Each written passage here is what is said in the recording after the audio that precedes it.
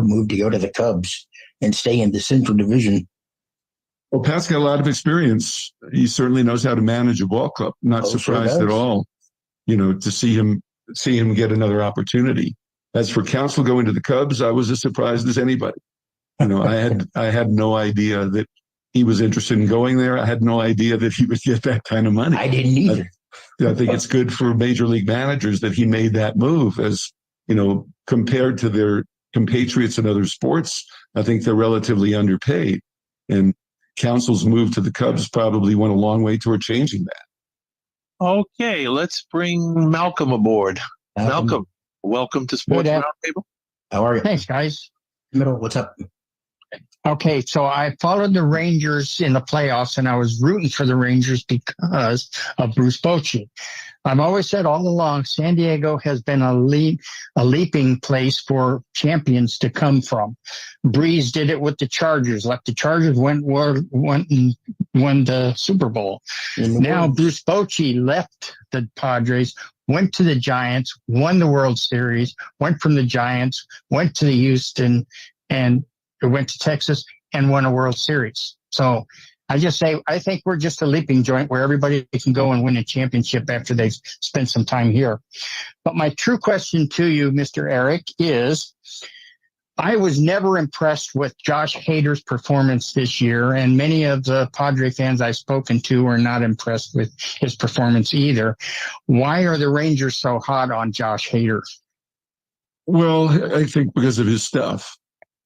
I think that, when a guy throws as hard as he does, and you look at some of the numbers, opposing batting average and runners per inning and strikeouts per inning, that sort of thing, you're overwhelmed by him. And I think every team always thinks that they can make whatever small adjustments the pitcher of that quality needs, to regain that elite status. And I'm sure the Rangers are no different in that regard. They've scouted him thoroughly. They probably have a couple of little adjustments they feel that he can make, which are going to, greatly improve his performance. But clearly they're interested because his stuff is just overpowering. Okay. And he can throw multiple innings, if that's the way you choose to use him. Sure. Right. Okay. Appreciate your answer. Thank you. Sure. Thank you, Malcolm. Speaking of new managers, what about Houston promoting Joe Espada, the bench coach, to take that job? I was glad to see him get the opportunity. He's been a finalist for so many managerial jobs over the years and hasn't gotten them, that I'm glad to see him get the chance. I think he'll do a great job. Everything I've heard about him is positive. He knows their players. He's bilingual, which is very valuable these days. And I think he'll be great for them. Desi, do we have anybody else waiting in the wings? There is no one waiting right now. Okay. I have a question for you, Eric. And being in New England, there is a lot of Yankee discussion. What do you think Aaron Boone's future is going to be with a team that, to me, underachieved? Big time. Well, they didn't fire him, so obviously they're giving him another chance. I think you'll see a big spending spree from the Yankees this offseason and probably give him a contending team next year. I think he's a really good manager. I'd be surprised if he doesn't stick around there for quite a while. Why does he get, I know that he really hasn't had I shouldn't say much to work with, but do you think the reason why he gets a bad rap is because of the front office sometimes gives him some stuff that he really can't work with? I don't know. They just had an inordinate number of injuries the last couple of years. It's been absurd to go in there and see the players who are playing for the Yankees compared to what their roster looked like going into spring training. Right. I know every team has injuries, but they just haven't been putting the team on the field that they expected to put out there, in any reasonable percentage of the games. Eric, do you feel that injuries are way up in baseball? And if you do, why is that? Because I've noticed a drastic increase in injuries. I think it's every time you turn around, somebody's going for Tommy John surgery. Somebody's out for 6 weeks. Somebody's out for this and that. Some teams have as many as 16 pitchers under the injured list. Mm-hmm. How come that seems to be the case today, and it wasn't anywhere near like that when we were growing up? Well, I don't know what the rate of injuries is to position players. Clearly, it's higher with pitchers than it's ever been before. And, it's been explained by kinesiologists and physicians, orthopedists, that pitchers are throwing so hard now. They're able to, put so much torque on their arms that, there's no way to build up the ligaments in the arms to sustain that kind of stress. You can build up the muscles, but you can't build up the ligaments. And, those are a very high percentage of the injuries.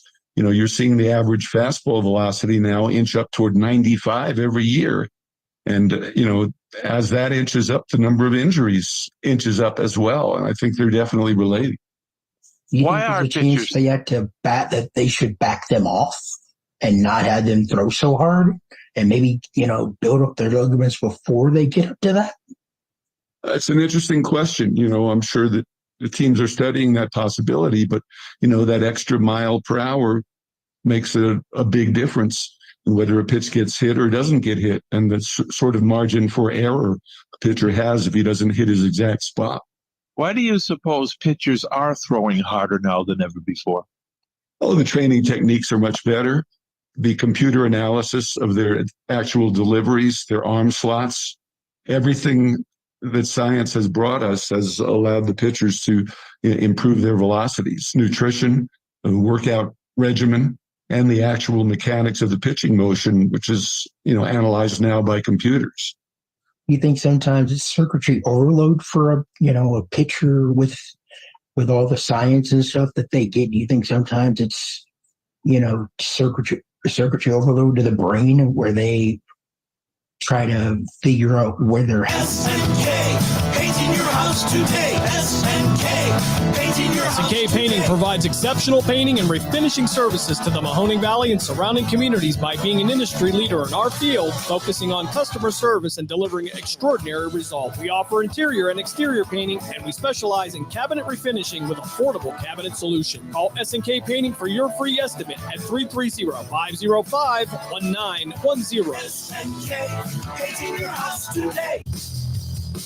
Malutic Live is your home for high school sports. We have all the scores on our social media platforms throughout the games. Enjoy our timely updates from local area schools year-round. You won't get the consistency and reliability from anyone else. Our number one priority is servicing our fans and getting them live news as it's happening. Follow us on social media, Twitter, Facebook, and Instagram at Malutic_live. And remember, our fans come first.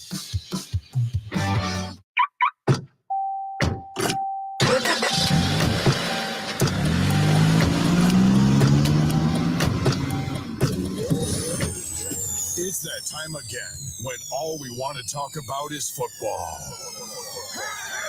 High school, college, and pro football. There's one man set to bring it all to you. It's time for Just Football with Matt Emch. Matt was a first-time AP, all-offensive lineman with the Ursuline Irish and three-time national champion with Youngstown State. And now, here's Matt.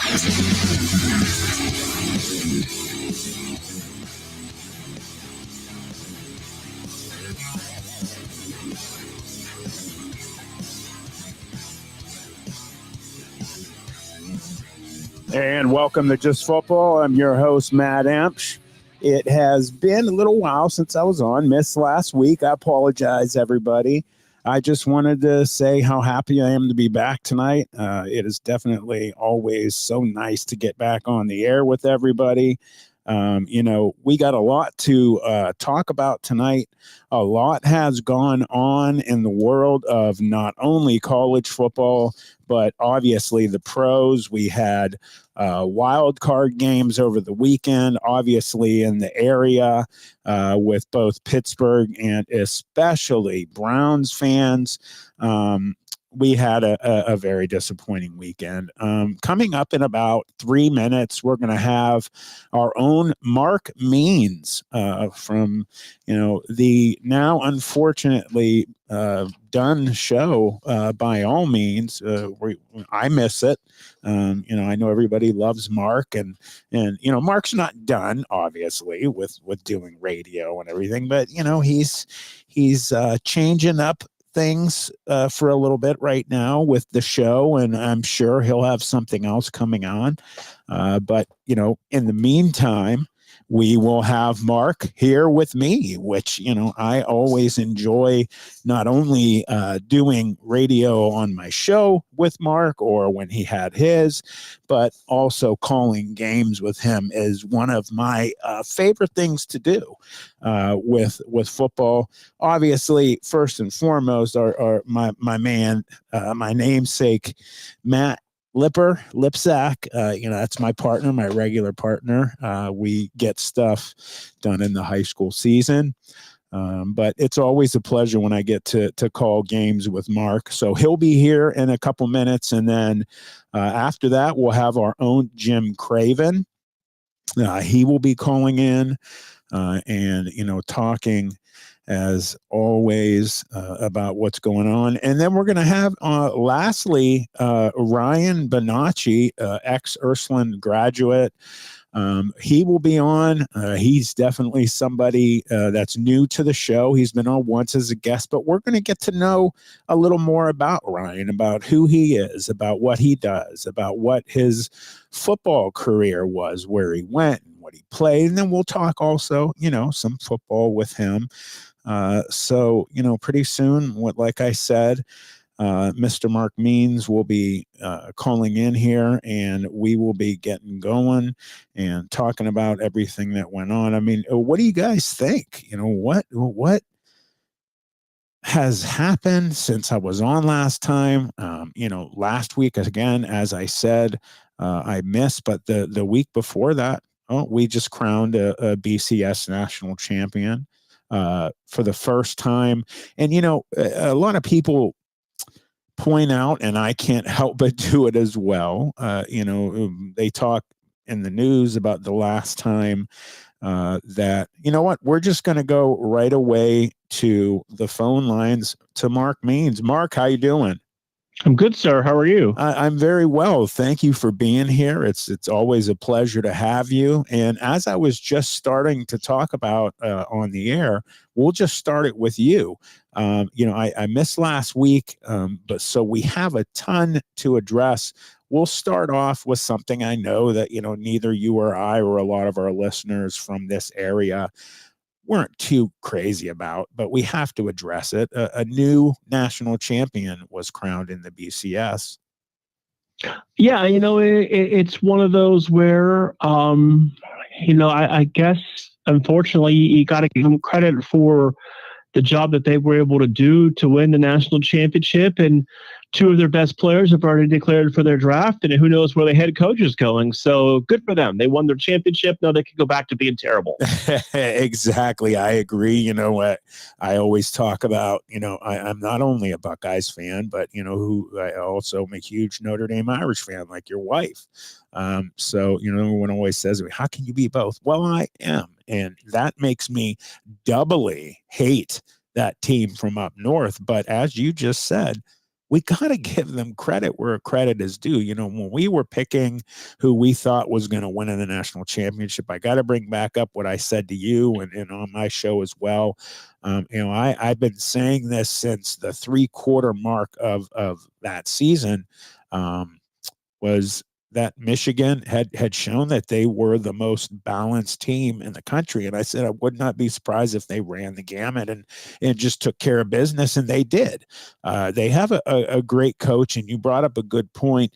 A lot of talk going on right now about Coach Harbaugh and about what he's going to be doing.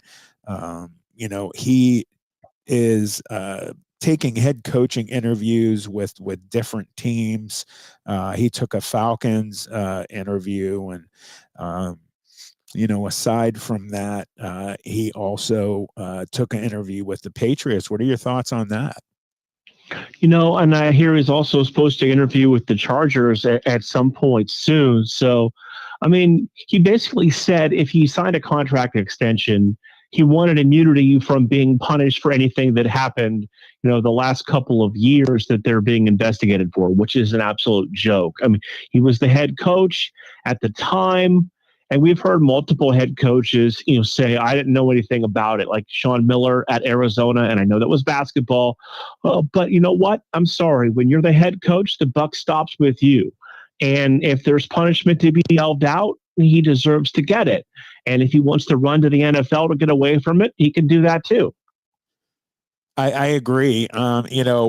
I can't help but go back to, one of the greatest coaches in college football history and my ex-coach, Jim Tressel, when, tattoo gate, so to speak, went on and something he wasn't even really involved in happened. And he ended up getting really smacked in the face by the NCAA. And I have to bring this up as well.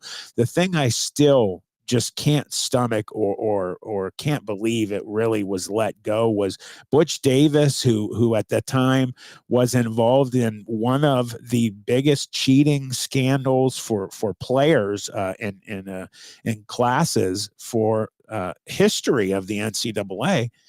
What happened the following year? Well, he just moved to another program and was coaching.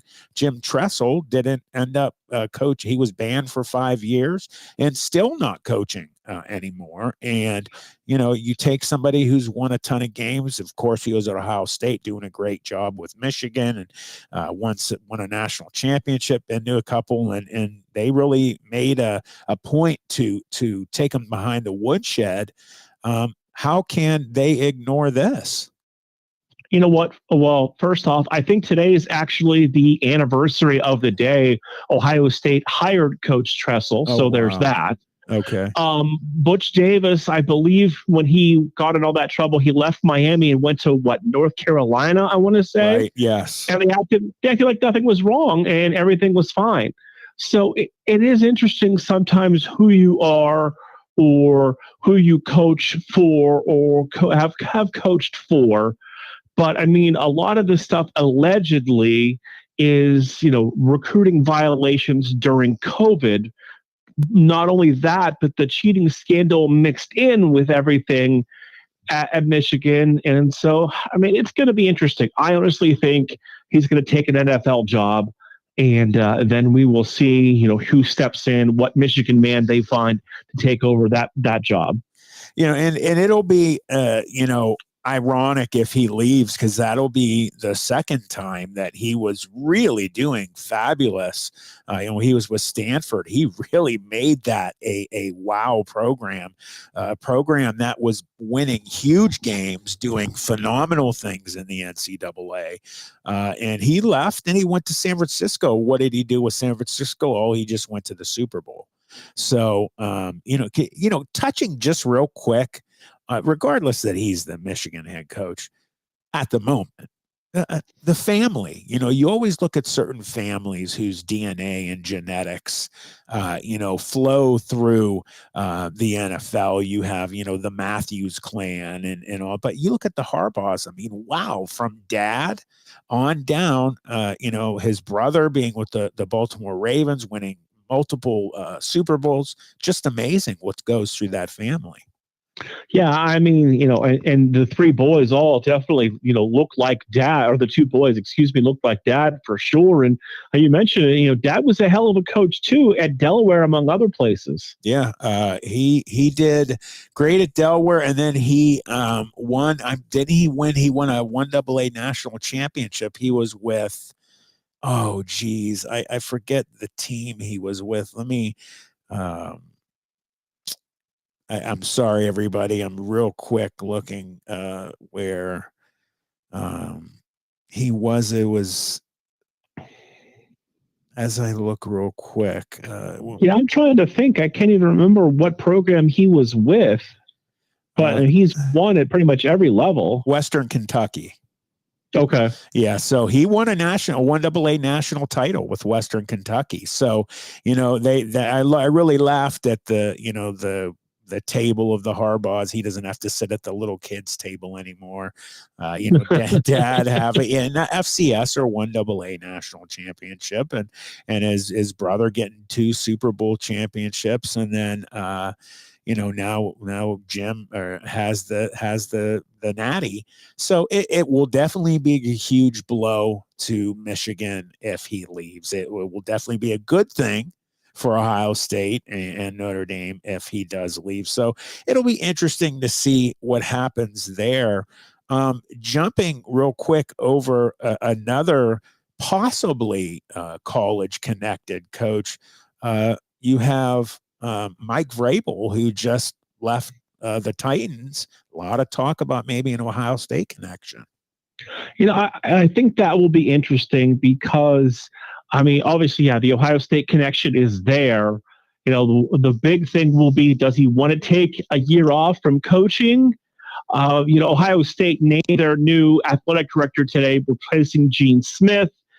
He's coming from Texas A&M, will take over here in a couple of months. And, of course, he had nothing but glowing praise for Ryan Day, which I have too. But I will say this is the year he is on the hot seat. Yeah, I agree. Keep that thought, Mark. We're going to take a quick break, and we'll come right back to you. You're listening to Just Football. I'm Matt Emch. We're here with Mark Means.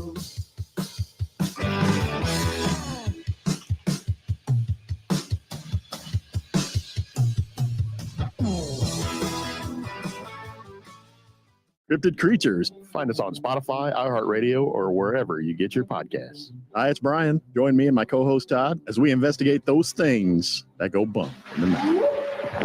We'll talk to real people who have had real face-to-face encounters. There's two of them across the creek at the big rocks. With cryptid beings. From Bigfoot to aliens to even demons. By the end, you'll be asking, do I believe? Cryptid Creatures. Find us on Spotify, iHeartRadio, or wherever you get your podcasts. Are you tired of settling for mediocre wings at sky-high prices? Belleria Niles has some of the best wing prices in Trumbull County, with 12 wings for $10 with over 15 flavors to choose from. Mention this show, Just Football with Matt Emch, with your order and receive a free cheese puff until January 31st. Belleria at 602 Robbins Avenue, Niles, Ohio. 330-544-FOOD. That's 330-544-FOOD. Belleria, we sell taste one bite at a time.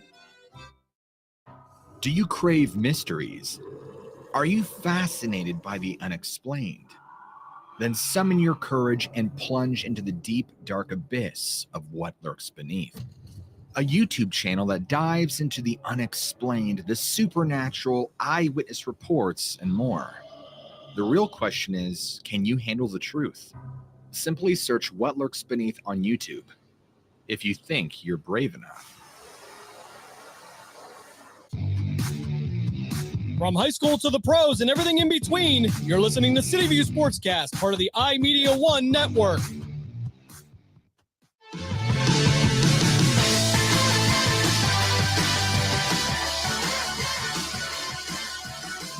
And welcome back to Just Football. Again, I'm your host, Matt Emch. We got Mark Means on the line. Before the break, Mark, we're just talking about, Ryan Day definitely being on the hot seat at Ohio State. 3 straight losses to Michigan. And oh, by the way, Michigan just won the national championship and another Big Ten title. Thinking about Mike Vrabel, if the situation arose where Mike Vrabel did end up becoming the next coach at Ohio State, what do you think about that fit? You know what? I have always been from the standpoint where I would prefer an offensive-minded head coach. And that is not Mike Vrabel. Look at the offenses that have been with the Titans the last few years. It's going to be interesting because, like I said, Day's on the hot seat. They lose the last 2 games of the last 2 seasons. No Big Ten championship games the last 2 years. But if you look at the number of players that returned, the players that they brought in through the portal, the names that are around potentially now landing at Ohio State, either through Washington or Alabama, with those players becoming available. If they put this roster together the way it looks, it's put up or shut up time for Ryan Day. I agree. And I'm glad you brought up the portal and the players coming through. What I've been blown away touching on, and we'll in a second talk about, just some coach out there that just left some school named Alabama, is what's blown me away is how many players from Alabama who have left and gone to Florida State. That is the one I'm kind of been scratching my head about. It's been interesting because, there was a lot of speculation that they were, Florida State was going to lose their coach to Alabama when Saban retired out of the blue. And, they What do basketball, choir, drama club, they re-upped because, his record is eye-popping. He had a couple of great years, but he also wasn't able to keep any of the recruits in the class of 24 home. They've lost a few already to the portal. They lost a bunch from the class of 23 to the portal. There's speculation about a safety and a fantastic left tackle being available, and I expect Ohio State to go aggressively after him if he is available. He started as a freshman this year for Alabama, so that's a pretty good football player. Yeah, I agree. And I do. And there's been obviously a ton of talk all over ESPN, Sports Illustrated, USA Today. Take your pick about who has spoken about, Paul Feinbaum. I mean, just him obviously getting the gut punch with Nick Saban retiring. And so many talking about Ohio State is going to get such huge recruits, and they should. You have an automatic situation where now with Nick Saban leaving, you have Georgia definitely jumping in that spot of the SEC of being that solo team now, and the team that you're definitely going to be watching being a regular in the BCS playoffs. Now, granted, you have 12 more teams. It's going to definitely throw a new ring into things, and it's going to be interesting to see who is able to do it now that we have more of a regular type of playoff system.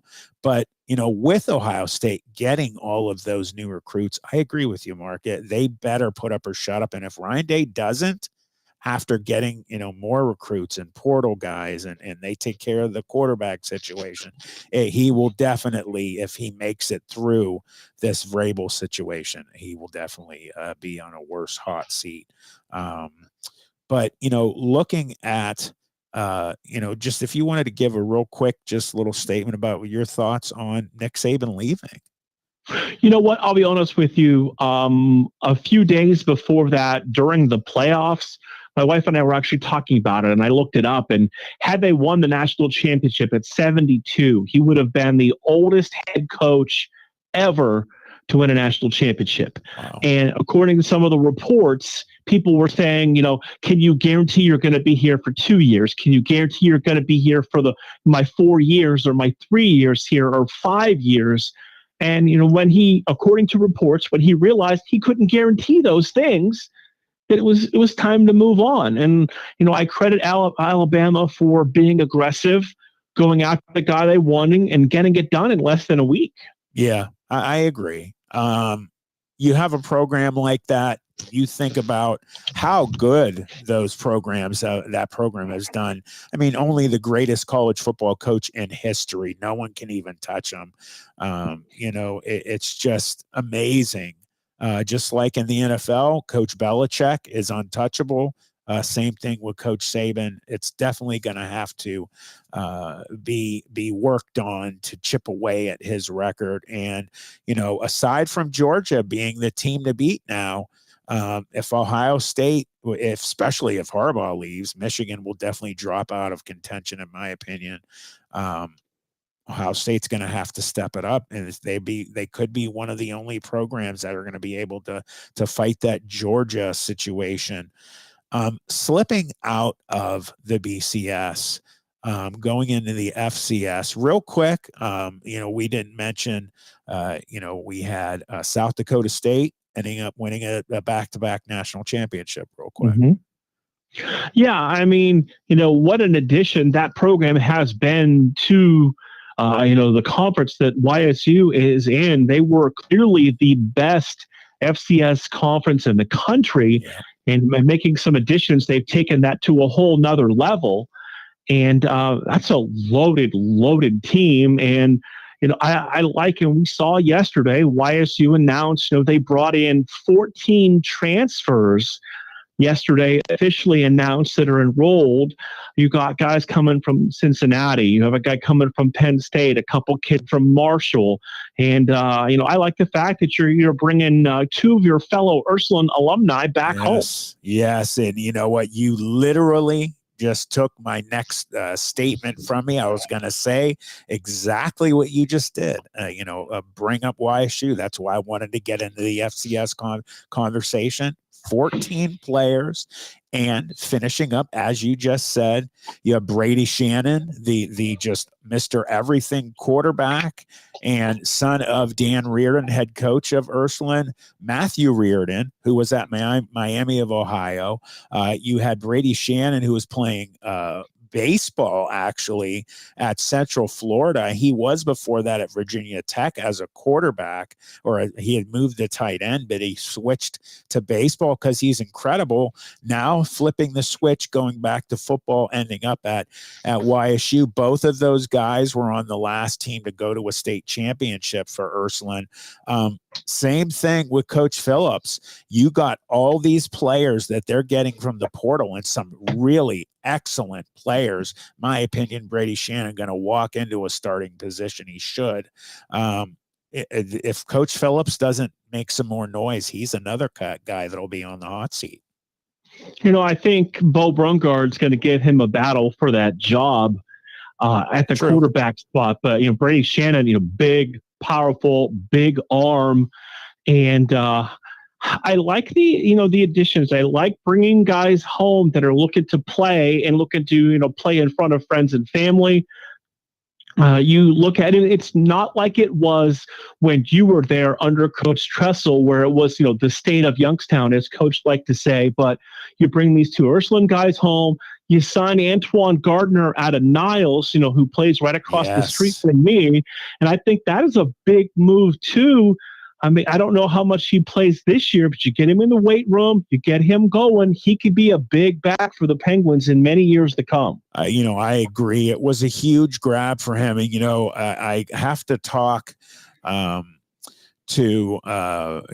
some other players out of the area that, may be heading to YSU as preferred walk-ons, but we'll find out about that. Ian Erb, somebody who has been talking to Coach Phillips the last few weeks from Mineral Ridge, who is just an amazing athlete, 6'1", 225 pounds. I think he runs like a 4.640, straight A student. Just, it would be an honor for YSU to have a player like Ian Erb on there. The guy can play both sides of the ball and special teams. You saw him play. I think if he does get that preferred walk on, he does it. That's somebody that will also get a scholarship in a year. He'll earn one. You'll hear his name in the near future. I agree with you. If you redshirt Gardner, get him bigger unless they need him. You never know. He could end up getting playing time as a freshman, but you're seeing what Phillips said he wanted to do. He is a Tressel guy. He was a student coach there when I played, and he coaches through the eyes in a manner of speaking and the mindset of Jim Tressel. And what did Coach Tressel do? He recruited so heavily out of the state of Youngstown, and that is something that will help them tremendously. I wanted to bring up real quick, also flipping into the NFL. We got to touch on the wild card games. Before I get into our two teams, just got to say how happy I was to see that Dallas was taken down by the Green Bay Packers. I despise Dallas. Jumping in, my team first, we'll touch on the Pittsburgh Steelers. I did not expect much out of them. They didn't do too well in the first round. You know what? Neither one of our teams did real well. The only thing that kind of shocked me was just how fast a lot of people went from being on the Joe Flacco bandwagon to knocking the bandwagon over after the game. Made one really bad decision on the second interception. The first one, I think he was trying to throw away and just didn't get enough on it. But if it wasn't for Flacco, they wouldn't have even been in the playoffs. I 100% agree. And that's exactly where I was going after we mentioned your Browns. And I'll be honest with you, you know, I'm not a Browns hater. Unless we're playing you guys, I really wish the Browns the best. I'm not one of those Steeler fans that hates them.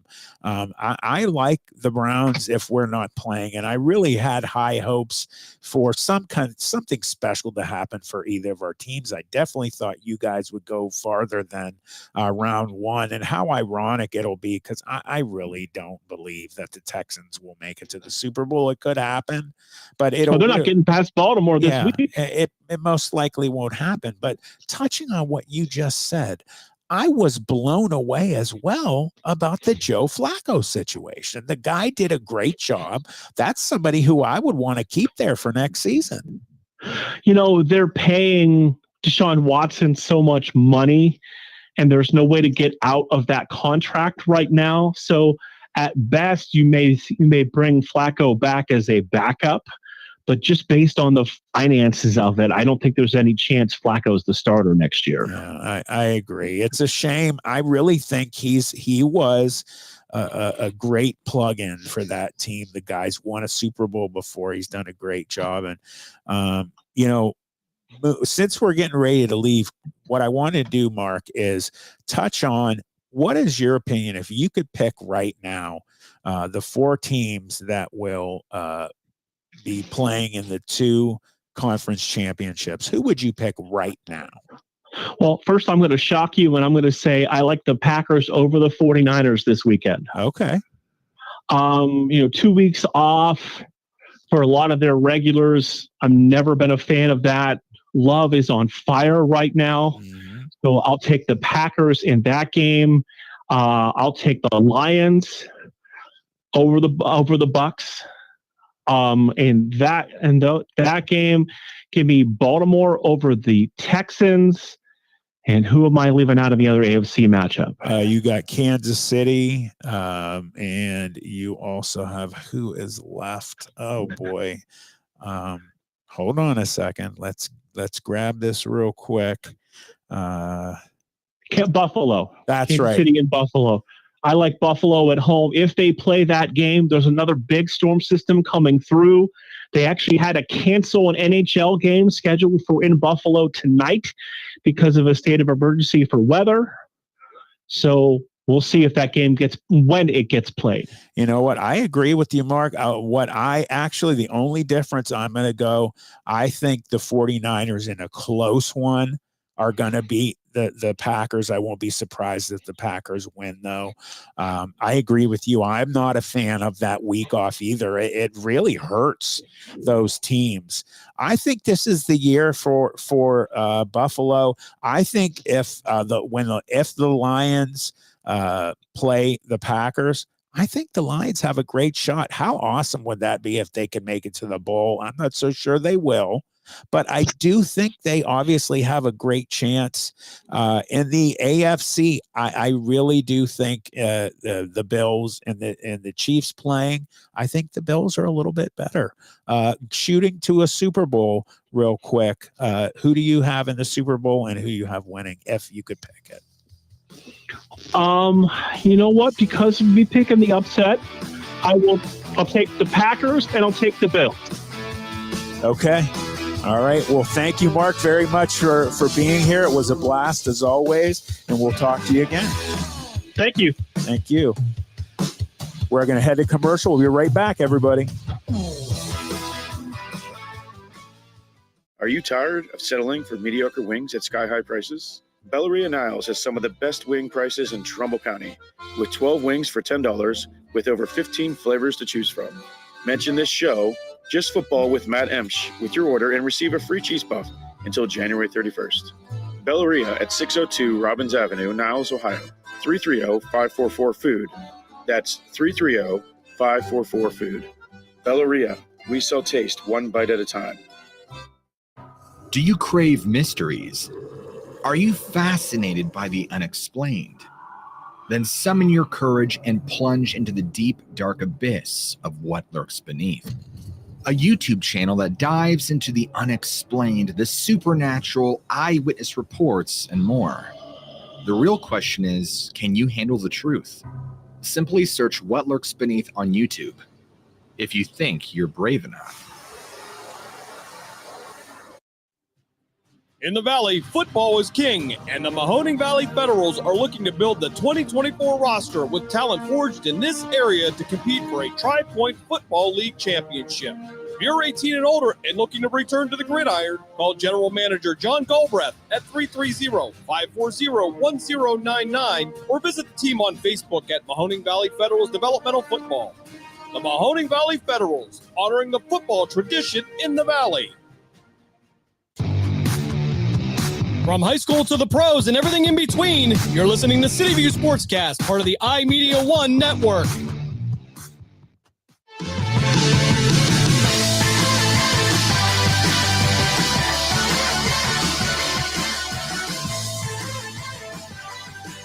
And welcome back to Just Football. I am your host, Matt Emch. We are going to go right back to the lines with our own Jim Craven. Mr. Craven, sir, how are you doing today? Well, it's a little nippy. I'm a little cold, trying to thaw out in the new furnace area of the Gessler Propane Studio. So pretty excited. Yeah, I'm sure. Absolutely. We are definitely suffering from the cold. I can feel it, man. I am not moving around too well. Definitely something, that you got to take into consideration as well with games that are going to be played this week in the NFL. We'll jump right in where we left off before the break.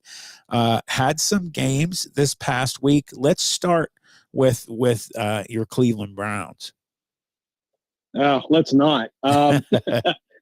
Just a complete letdown, and it's disappointing. I mean, you really don't even have an excuse for that.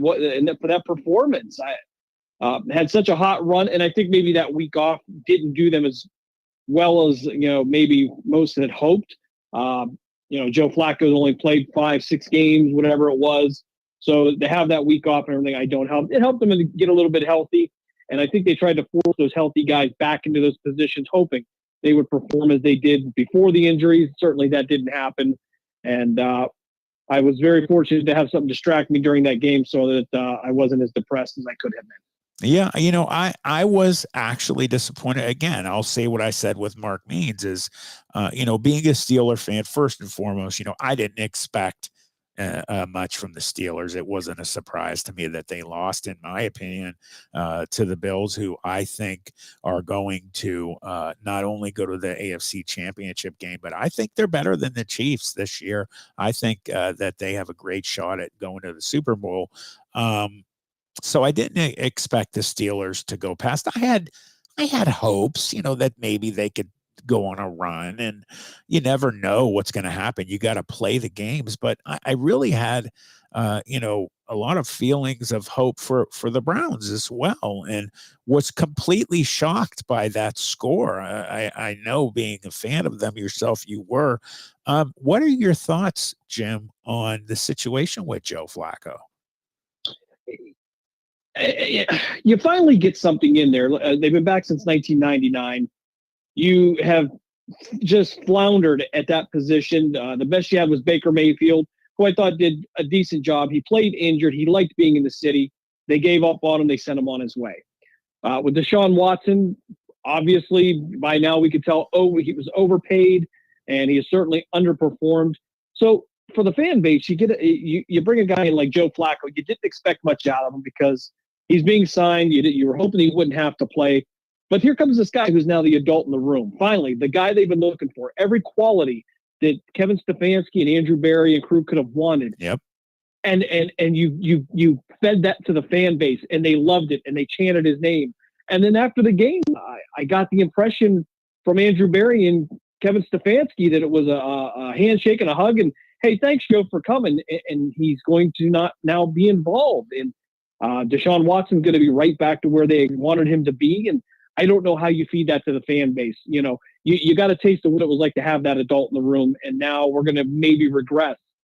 And it's going to be a tough pill for the Browns fan base to swallow. I completely agree with you on every single point that you said. You got a guy that was there. He was with a franchise that is one of the best ones in the NFL, won multiple Super Bowls at that franchise. Joe has one under his belt.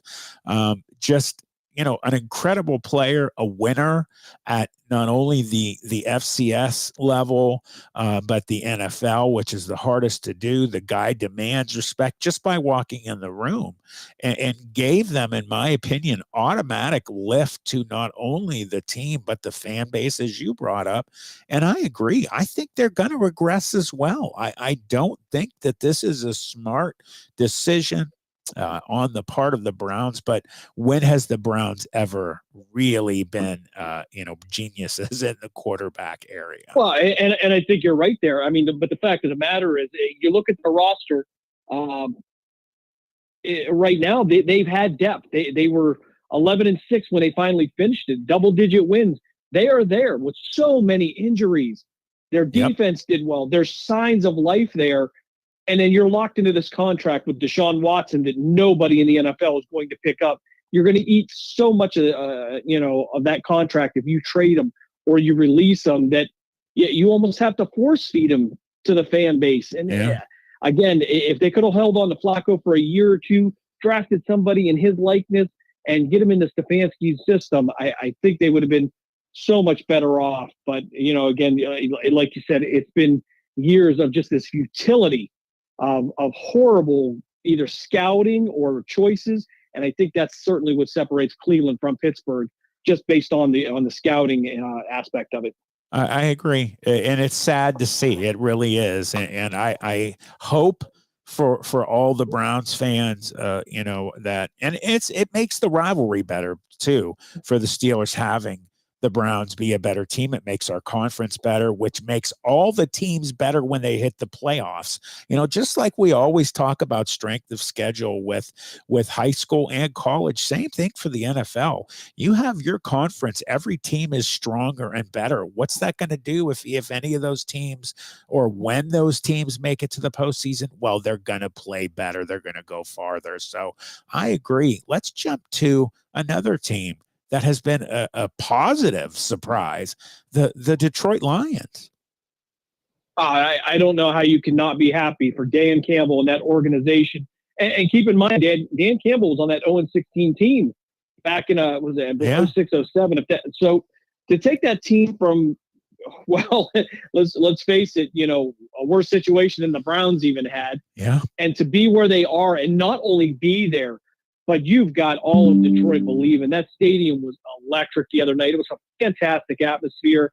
And you know what? That comes from leadership. It trickles down. You put Dan Campbell in there. I don't know if he's the smartest football guy in the world. I don't know that. He may be, but I'll tell you, he's somebody that they're going to follow through hellfire and brimstone. And that really has changed the attitude up there. They are a fun team. It's a fun city right now to watch. It really is. And I'll be honest, that's, if I could pick, if I had to pick an NFC team that I would honestly love to see win the Super Bowl, it 100% would be Detroit. That's the team that for the NFC I want personally.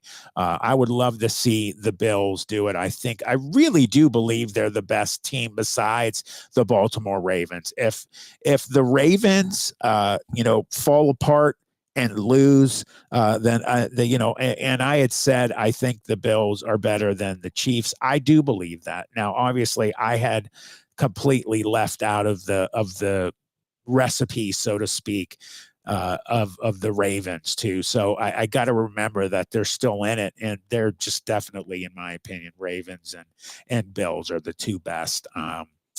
I would like to see the Bills finally get that monkey off their back if Detroit doesn't do it, and finally get their Super Bowl.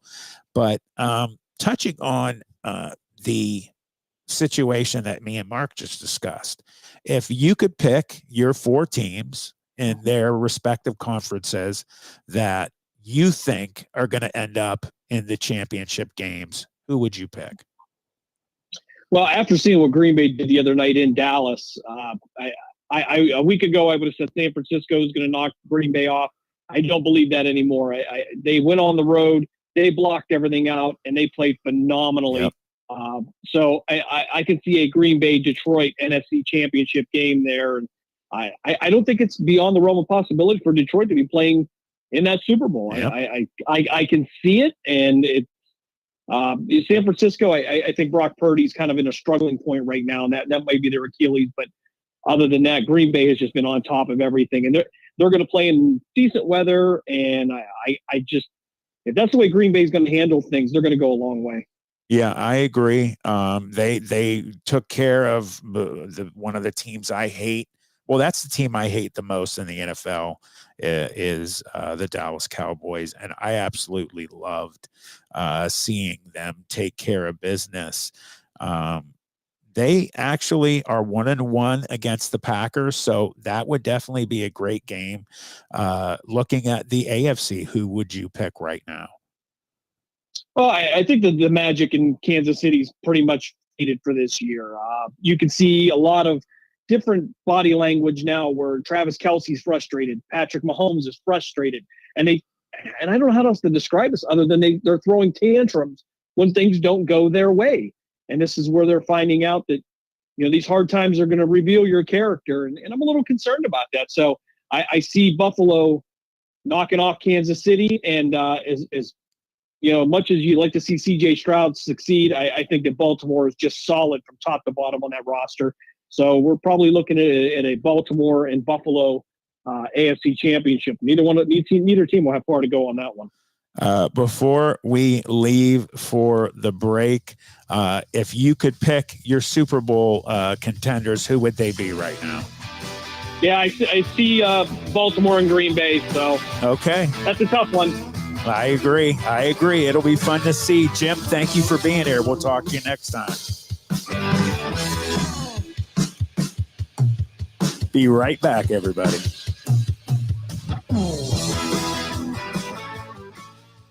Are you tired of settling for mediocre wings at sky-high prices? Belleria Niles has some of the best wing prices in Trumbull County, with 12 wings for $10 with over 15 flavors to choose from.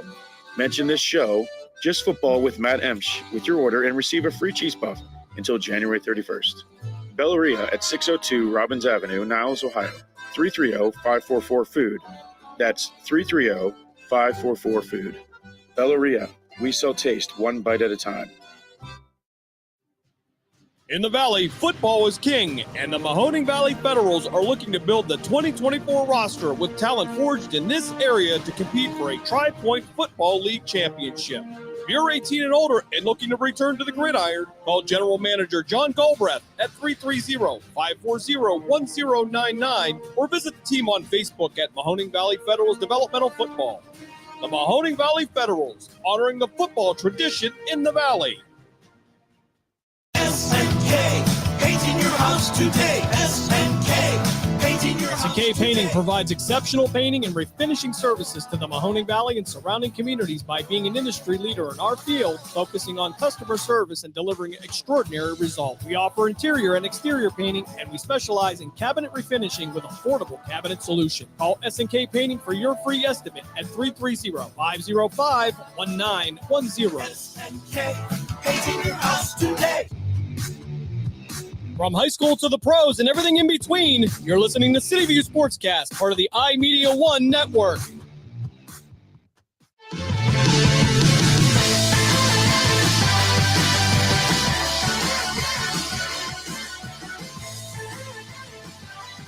And welcome back to Just Football. I'm your host, Matt Emch. As we're waiting for Ryan Bonacci to call in, we are going to have somebody else call in for a second if he can get my message real quick. But as I had talked about earlier, Ryan Bonacci is a well-known athlete from the area of Youngstown. And we're going to discuss some things about who he is and what he did when he played the game and, his opinion on some of the things. So first, we're going to go right to the lines. We have Nick Krakem of Backyard Creations on the phone. Nick, how are you doing? Hey, how you doing? Not too bad. Good. So, we have you. You're one of our ad sponsors. And why don't you real quick let everybody know the name of your business and what you do? Yeah, so I run Creations Backyard. I run it out in Niles, Ohio, and I grow microgreens, which microgreens are basically baby vegetables that are grown for like 10 to 14 days. And they're some of the most nutritious food you can possibly eat. And I personally love the microgreens. I actually need to get some more. Sunflower are my favorite. I absolutely adore them, and I'm telling everybody this is not just just play love on the air for Nick and his business. I put it on pizza from every kind of food you could imagine: sandwiches, hot dogs, sausages, hamburgers. No matter what, if I have them, they go on that kind of food. It's really amazing. Excellent for athletes as well, correct? Yes, absolutely. The sunflower and the pea are loaded with protein. Just getting your nutrition. It's the easy way to get your nutrition. You don't have to eat a whole giant salad every day. You can just have a big handful of microgreens and get plenty of nutrients. Yeah. Why don't you let everybody know where they can find your products, and also you deliver, right? Yes, I deliver. You can do curbside pickup right at my house, whatever's most convenient for you. But the website's creationsbackyard.com. You can go there. You can place an order right on the website. I do free delivery if you order over $20 worth. And it's always free to pick up at my door. So, well, awesome. Thank you so much. And we're gonna check in every week with you, Nick, and we're gonna talk about it next week. What we'll do is we'll talk about more in depth about what these products can do specifically for athletes. I want to thank you for being here tonight. Yeah, thanks for having me on. All right, brother. Good talking to you. We'll talk to you next time. That was Nick from Backyard Creations, one of our sponsors on the air. Anybody that's listening, if you have a business or or as you've heard some of our commercials, you have a YouTube channel, you can contact me on Facebook. You can contact me or anybody at Western Reserve Radio. If you go to westernreserveradio.com and you look at talent and staff, there are numbers there you can call, and you can get a ad sponsorship. There are many different levels and prices. So hopefully, if you want anything, you could call in and you can get that. We are trying to get a hold of Mr. Bonacci. So let's see if we got him on the line. Ryan, are you there? Yes, sir. Hey, how are you doing? How's everything going tonight? Staying warm? As warm as you can in Northeast Ohio. Absolutely. So, hey, real quick, not real quick. What I wanted to do is introduce you to everybody. Could you let everybody know, where you're from, what city you grew up in, where you went to high school and college? Yeah, I'm sure. Ryan Bonacci, grew up here in Youngstown, Ohio, on the greater north side of Youngstown. Yes, baby. Yeah, absolutely. I'm an Ursuline High School graduate, and I played my college football at Gannon University, small Division II school up in the Erie, PA. And you went? Did you go to St. Ed's too? No, I'm a St. Anthony's kid. Briar Hill, true and true. Okay, that's all right. When I went to St. Ed's, did you have Northeast Catholic when you played there? I did. We were Northeast Catholic Tar Heels, and then my 8th grade year, we were the Northeast Catholic Irish. Okay, so we were the Tar Heels when my 7th grade year, we were just St. Ed's.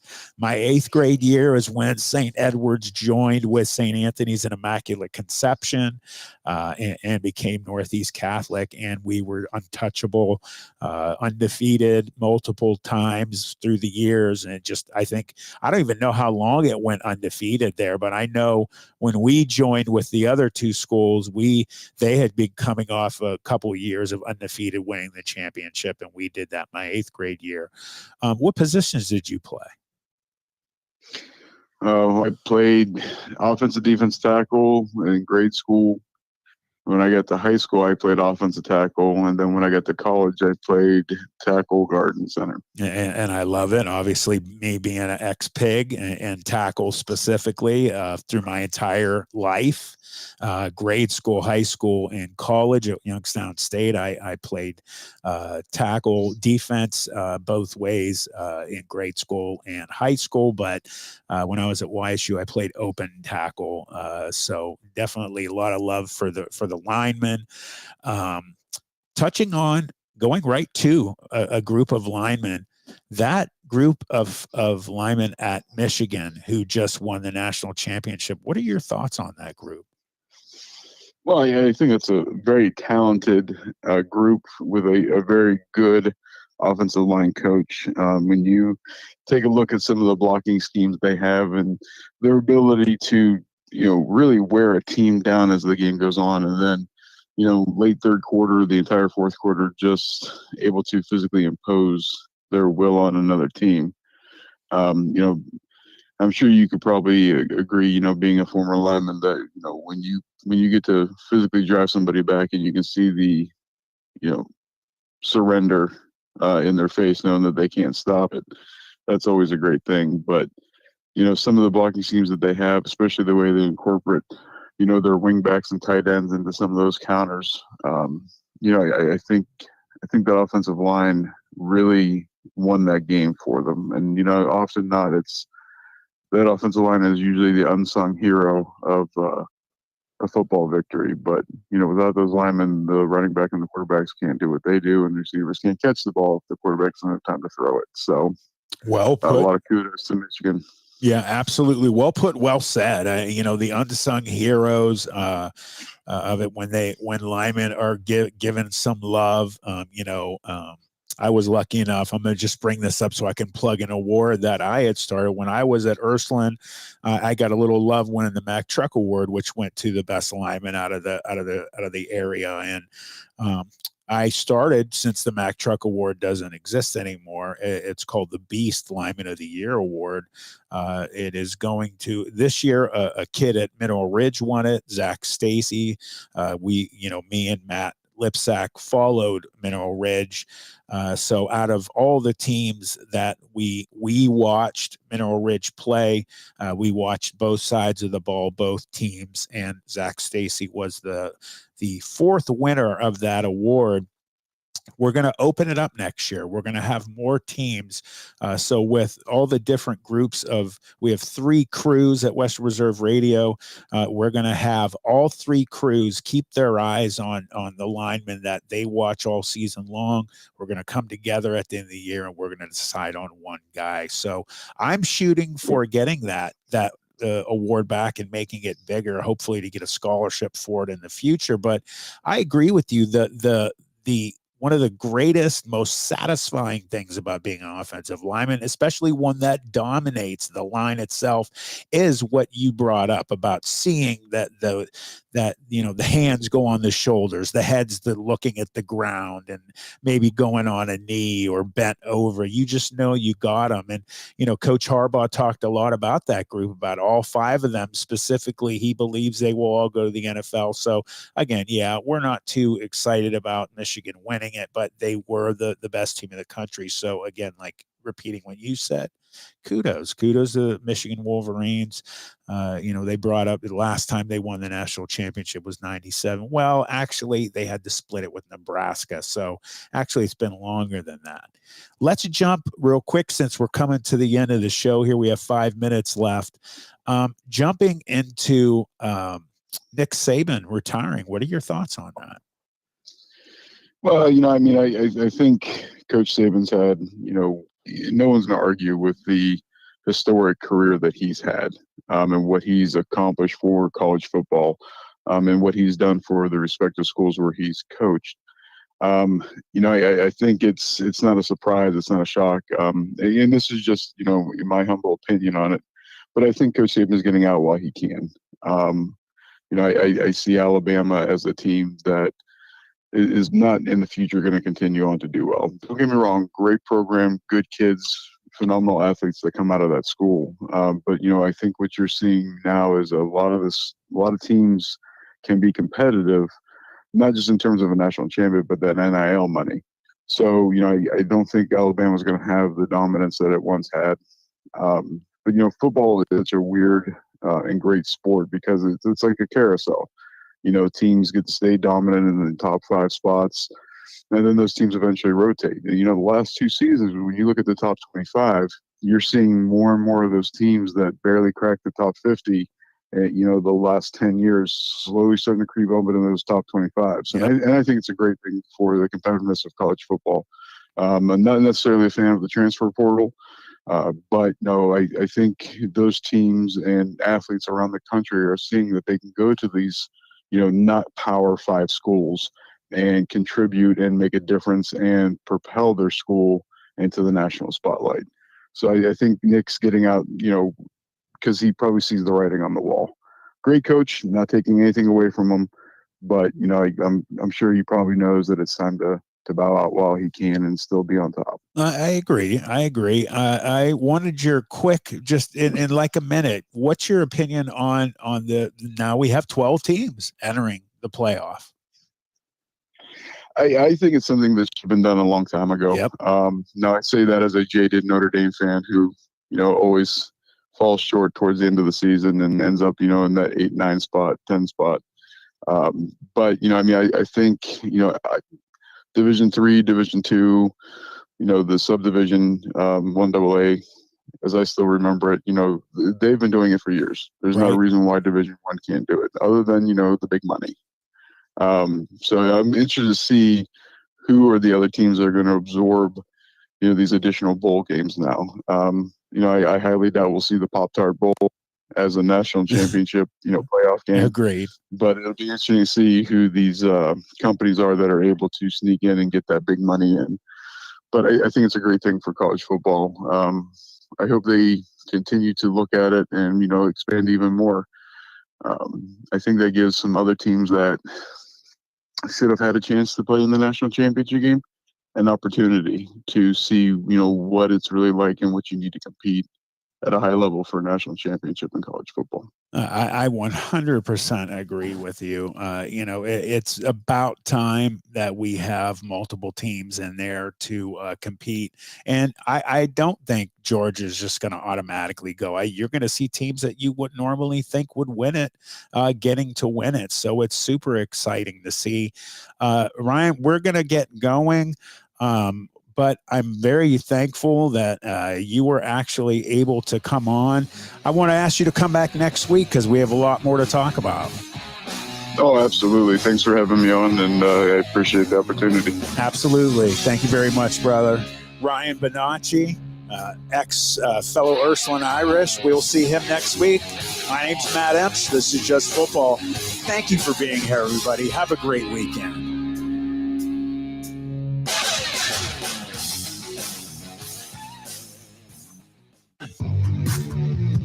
From high school to the pro. Welcome to Calvin's Barbershop. You all got to see this. I don't even want to know what you're looking at on that phone. Well, you should. I was learning about the dangers of high blood pressure and that we need to get ours checked regularly. High blood pressure can increase the risk of heart attack or stroke, but this text program can help keep it at a healthy range. Just text Barbershop to 97779 to sign up. I'll get right on it as soon as I'm done with this baby panda video.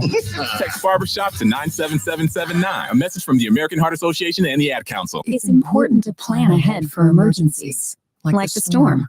When it kicked in, we had a plan. Separated. We were able to get in touch with each other in no time. Idea how to find each other. The whole experience was fine. the most frightening 10 hours of my life. If there's one piece of advice I'd offer other moms out there, it's to stay calm and keep to the plan. Message. Some parents plan ahead, some don't. Make sure you know where to find your family in an emergency. Start your plan at ready.gov. Brought to you by FEMA and the Ad Council. Hey, let me ask you something. Would you seat your 3-year-old child on a windowsill? Would you seat them beside a lit fireplace or by the deep end of a pool? One last question. Would you seat your child in a car seat that's not correct for them?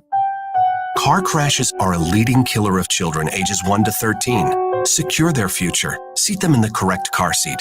For more information, visit safercar.gov/the-right-seat. A message from the National Highway Traffic Safety Administration and the Ad Council. Looking for future leaders we can believe in?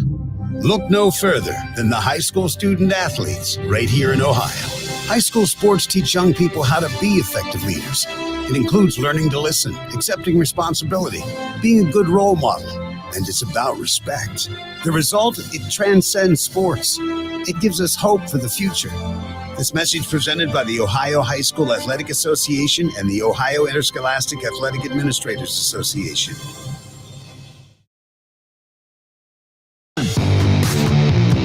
From high school to the pros and everything in between, you're listening to City View Sportscast, part of the iMedia One network. Hello, Kubo. What have you got planned for today? Come on, this way. Adventure can be found anywhere, but the best place to start is in the forest. It's the most powerful magic there is. Head outside to discover incredible animals. Wow. And beautiful plants that come together to create an unforgettable adventure. So grab your loved ones and explore a world of possibilities. Visit discovertheforest.org to find the closest forest or park to you. Brought to you by the Ad Council and the U.S. Forest Service. My teacher said that we should have a plan in case of an emergency. Do we have one? First thing I'm going to do is grab a flashlight with dead batteries. I'm going to start randomly throwing clothes in the bag. You two will be hiding in the closet and Dad won't be able to find you. And that's when we both start crying. Uncontrollably. Can you pass the cutlets? Winging it is not an emergency plan. Make sure your kids know what to do during an emergency. Who to call, where to meet, what to pack. Search Ready Kids at nyc.gov or call 311. Brought to you by the New York City Office of Emergency Management and the Ad Council. In the small town of Elmira, New York, a boy was born into an all-American family. The odds of him achieving his dream in the fashion industry? 1 in 23 million. The odds of having a child diagnosed with autism? 1 in 68. I am Tommy Hilfiger, and my family is affected by autism.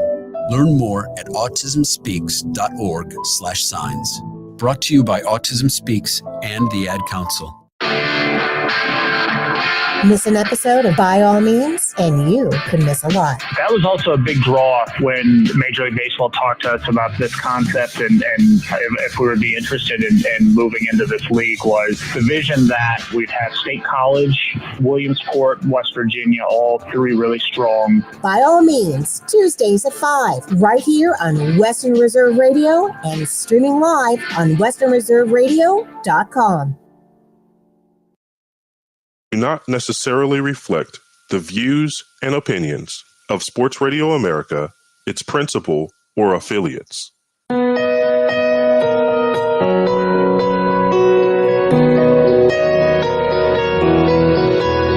Welcome back to the Uncommon Radio Special featuring Super Bowl winning coach Tony Dungy, author of the new book titled Uncommon, Finding Your Path to Significance. If you'd like more information on Tony Dungy and his new book Uncommon, visit daretobeuncommon.org. There you can watch Tony's new video interview, Dare to Be Uncommon. Read what people are saying about Tony and his strong faith in God. Sign up for Tony's podcast and read Coach Dungy's blog. It's all at daretobeuncommon.org. In just a few minutes, we'll hear a powerful speech by Tony given at an Athletes in Action event the morning before Super Bowl 40. That's coming up. Uncommon reveals lessons on achieving significance that Tony learned from his parents, his athletic and coaching careers, his mentors, and his journey with God. The book particularly focuses on what it means to be a man of significance in a culture that is offering young men few positive role models. Our young men today are falling into a trap, says Tony Dungy.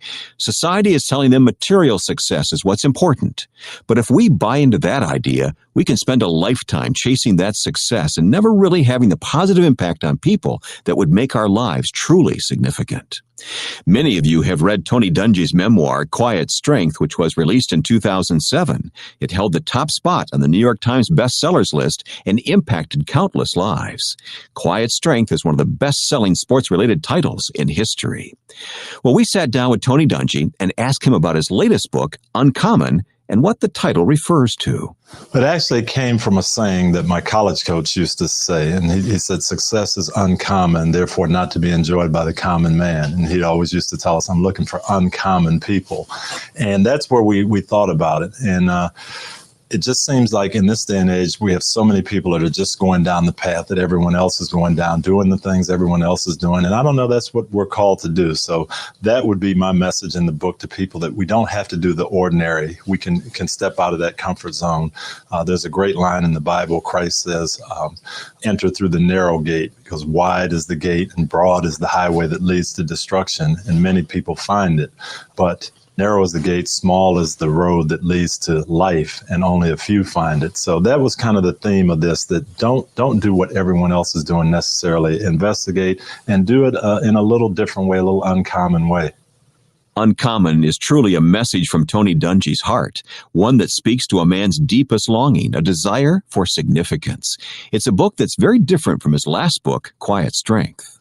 My heart, since writing Quiet Strength, has really been focused on young men. I got so many calls and cards and letters from 18, 19, 20-year-old boys who said, boy, I really got a lot from your story, and I'm dealing with this issue or that issue. And I thought it would be nice to write something directly to those questions and talk to young people about what it really means to set your life in a certain direction and having goals and what you want to do in life. And it's just something, as we see more and more statistics about our country and where we're going in terms of education, where we're going in terms of crime, that I think we need a different direction, especially for our young men. At the end of the day, Tony is sure of one thing: the lessons that the world offers, such as accumulating titles, money, and stuff, these are wrong values to pursue. Fitting in with the crowd and being common isn't what God intended for you. There's more in store for your life. The key is living an uncommon life, as one man experienced for himself. It was a cold Buffalo morning, January 3rd, 1993.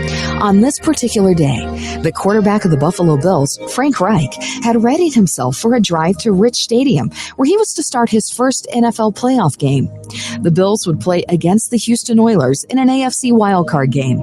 As the windows of his car were defrosting, he listened to a song he had heard perhaps 100 times that week. The song was In Christ Alone. In Christ alone, I place my trust and find my glory in the power of the cross. In every victory, let it be said of me, my source of strength, my source of hope is Christ alone.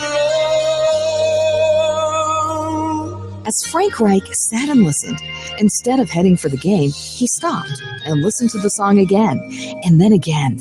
Finally, he pulled a tablet from his playbook and wrote down the words. He would later say that he sensed God telling him that somehow he would share that song with someone on this momentous day. Midway through the third quarter, Frank Reich and his Buffalo Bills were losing badly, 35-3. Down 5 touchdowns with less than 20 minutes to play, this game was essentially over. But Frank Reich remembered the words to the song he had burned into his heart and soul just hours earlier. Then would come the first touchdown for the Bills, then another and another. In what many analysts and reporters would later say was the greatest comeback in NFL history, Frank Reich led his Buffalo Bills to a 41-38 overtime win against an insurmountable Houston Oilers lead. Following the game, as he stood behind the podium before a mass of media, reporters, and newspapers at the post-game press conference, he was asked how he was able to accomplish such a comeback. Before he would answer any reporter's questions, Frank Reich reached down for his playbook and opened it to the page where he wrote down the lyrics of the song In Christ Alone. There, before millions of fans on television and radio, standing in front of a sea of reporters, Frank Reich read the words of the song that spoke to his heart so powerfully. In Christ alone, I place my trust and find my glory in the power of the cross. In every victory, let it be said of me, my source of strength, my source of hope is Christ alone. I place my trust and find my glory in the power of the cross and every victory. Let it be said of me, my source of strength, my source of hope is Christ alone. Frank says, I think of how the song inspired me today. I get even more excited about how it can encourage and inspire others whose trials are much more difficult than those I face on a football field. My hope and prayer is that people everywhere will find Jesus as their source of strength and their source of hope. A month later, Frank Reich and the Buffalo Bills would reach the Super Bowl. This story of faith and devotion will be forever remembered as a story of uncommon victory for an uncommon man. You're listening to the Uncommon Radio Special featuring Super Bowl winning coach Tony Dungy, author of the new book titled Uncommon, Finding Your Path to Significance. And we'll be right back with more in a few moments. Keeping your pet happy and healthy. That's what Chewy is all about, which is why we offer veterinary diets, prescriptions, even compounded medications customized for your pet, so you can get what they need to feel good. Save on pet prescriptions and more. Visit Chewy.com today. Susan, it's so great to finally be able to get together again. Oh, it sure is. And I really appreciate you picking up the bill. I'm happy to. I've got the extra cash. Since we've all been driving so much more again, I've been using Get Upside, the free gas app that pays you cash back for every gallon of gas you buy. Wait a minute. Are you saying you actually get paid cash when you buy gas with the Get Upside app? Yes, up to 25 cents a gallon. Cash back every time I buy gas. Does that actually add up to anything? Some months I make $200 to $300. Wow, that's serious extra cash. I'm downloading the free Get Upside app now. Download the free Get Upside app now in the App Store or Google Play to save up to 25 cents a gallon when you buy gas. Use promo code PHIL for a 25 cents a gallon bonus on your first tank. That's up to 50 cents a gallon on your next fill up. You can cash out anytime to PayPal or an e-gift card for Amazon and other brands. Just download the free Get Upside app and use promo code PHIL for a 25 cents a gallon bonus on your first tank. That's code PHIL. Hey everyone, it's Queen Brigade. Just want to wish everyone a Merry Christmas, Happy Hanukkah, Happy Kwanzaa, joyous winter solstice. Whatever you celebrate, have a happy one.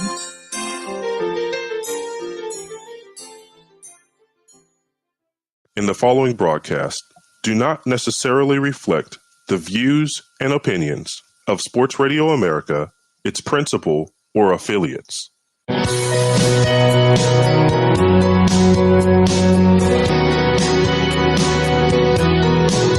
Welcome back to the Uncommon Radio Special featuring Tony Dungy, author of the new book titled Uncommon, Finding Your Path to Significance. If you'd like more information about Tony Dungy, visit daretobeuncommon.org. There you can watch Tony's new video interview, Dare to Be Uncommon. Read what people are saying about his strong faith in God. Sign up for Tony's podcast and read Coach Dungy's blog. It's all at daretobeuncommon.org.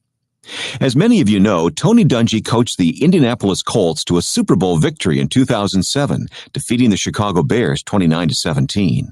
But just the previous year, his team was 13-0 and headed for what seemed like a certain trip to the Super Bowl. Then tragedy struck as his oldest son died. Not only did Tony's team not make the Super Bowl that year, but he was forced to deal with one of the hardest things a parent will ever have to face. Just 6 weeks later, after the Colts were eliminated from the playoffs, Tony spoke at an Athletes in Action breakfast the morning before the Super Bowl. In this inspiring speech, Tony shared how he dealt with the loss of his son and the lessons he's learned from his other two sons. I want to talk about something that's very important to me. And I want to talk about my relationship with Christ, what God has done in my life, and some of the things that I've seen him do. And I know as a football coach, it's oftentimes better to use illustrations than to talk. With our team, I can show one video clip of a play that an opponent is going to run, and it's much better than me talking for 15 minutes. So I'm going to illustrate three things that I've learned about the Lord, and I'm going to use my boys to illustrate that. I'm going to start with my middle son, Eric. He's 14 years old. He looks more like me than my other two boys do. As a matter of fact, he looks so much like me. When I look at him, I see myself at 14, and I see a lot of the same things. Eric is very, very competitive, ultra competitive. He's focused on sports to where it's almost a problem. Now, those of you that see me now would say, wait a minute, that doesn't sound a lot like you. But it was me at 14. And when people talk about me being composed and calm on the sideline, my buddies laugh because that's not the guy they remember. I was the guy that got the technical fouls, that got thrown out of the games, that got in the fights. I quit the team my senior year because I had a disagreement with the coach. And now when people ask me, how do you stay so calm on the sideline? I really have to tell them it is Christian maturity, okay? And it's Christ working in me.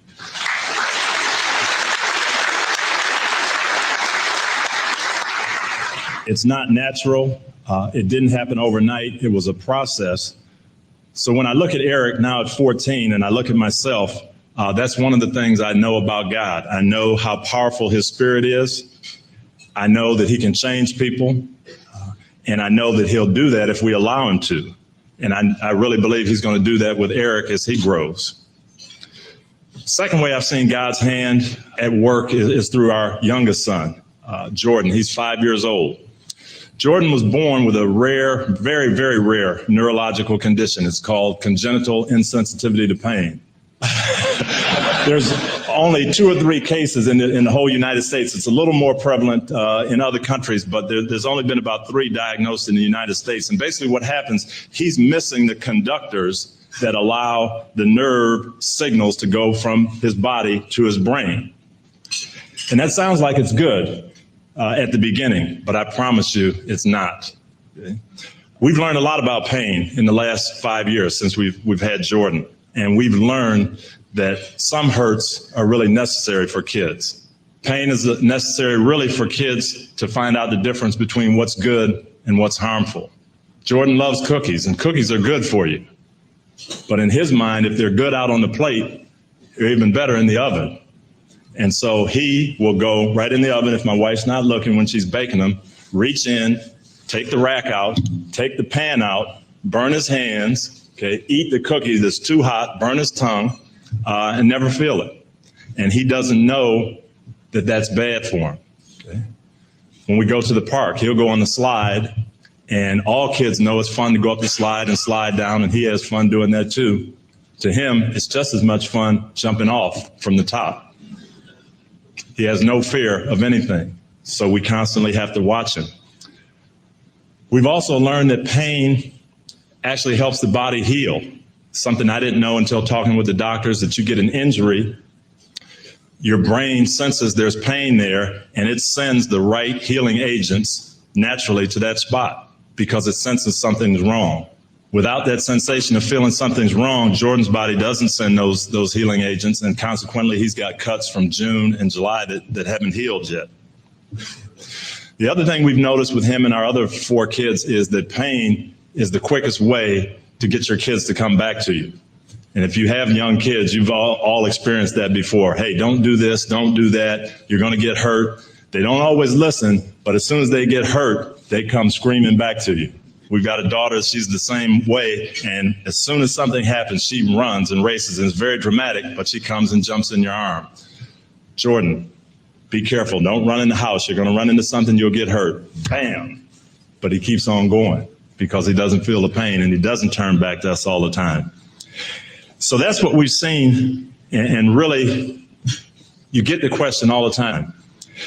Why does the Lord allow pain in your life? Why do bad things happen to good people? If God is a God of love, why does he allow these hurtful things to happen? Well, we've learned that a lot of times, because of that pain, that little temporary pain, you learn what's harmful. You learn to fear the right things. Pain sometimes lets us know we've got a condition that needs to be healed. Okay? And pain inside sometimes lets us know that spiritually we're not quite right and we need to be healed, and God will send that healing agent right to the spot. And sometimes pain is the only way that'll turn us as kids back to the Father. But I think the most important lesson that I've learned about the Lord, I've learned from my oldest son, James. As you heard, James would have been 19 but he died right before Christmas. James was a Christian, and he was by far the most sensitive, the most compassionate of all our boys. Because of that, he was always looking around for that person that needed help. He was always looking for the one that was hurting, the one that was alone. Most of his friends that we had gotten to know, if I'd ever asked him, how'd you get to know my son? He'd say, well, I was sitting by myself in the cafeteria one day, or one day the kids were picking on me, or one day I was walking home by myself and he gave me a ride. That's the kind of guy he was. Very, very compassionate, very sensitive. As most teenage boys today, James was getting a lot of messages from the world that maybe that's not the way to be. And you've all seen them on TV, in the movies, the music they listen to, the magazines that they're able to read. And you get those conflicting signals and mixed signals. And he was struggling very much with how you should respond to the world. And he ended up taking his life right before Christmas. And it was tough. It was very, very painful. But as painful as it was, there were some good things that came out of it. When I was at the funeral, I talked about one of my biggest regrets. James was home for Thanksgiving and was leaving, going back to school and going back to work. And just a normal process. You don't think about it. I said, hey, I'll see you later. My daughter took him to the airport. We just exchanged a, see you later. And that was the last time I saw him. Talked to him on the phone a lot, but never saw him again. And I shared at the funeral that my biggest regret was that I didn't give him a big hug the very last time I saw him. I met a guy the next day after the funeral, and he said, I was there. I heard you talking. I took off work today. I called my son, and I said, I'm going to take you to the movies, and we're going to spend some time and go to dinner. That was a real, real blessing to me.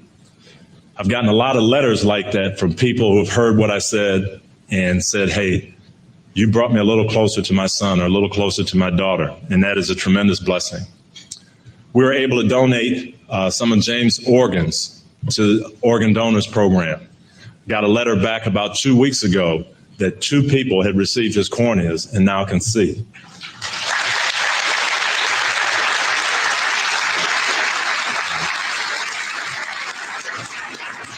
That has been a tremendous blessing. I had the privilege of talking to a young man who was James's age, who was going through some struggles, didn't know if he could make it. And we talked for about a week.